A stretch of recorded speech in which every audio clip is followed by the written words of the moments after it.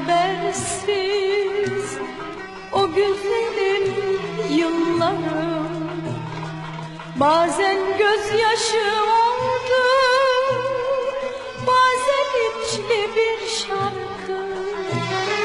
Her anını eksiksiz dün gibi hatırlarım. Dudaklarımda tuzu, içimde durur aşkım. Her anını eksiksiz dün gibi hatırlarım.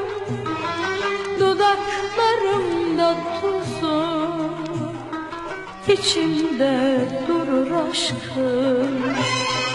Hani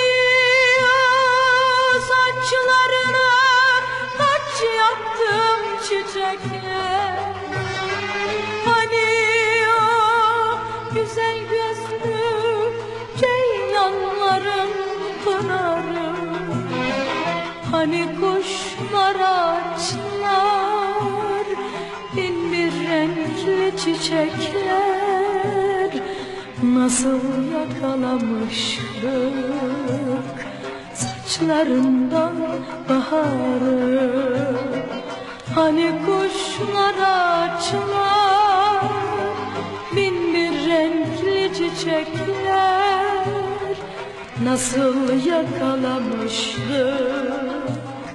saçlarından baharı.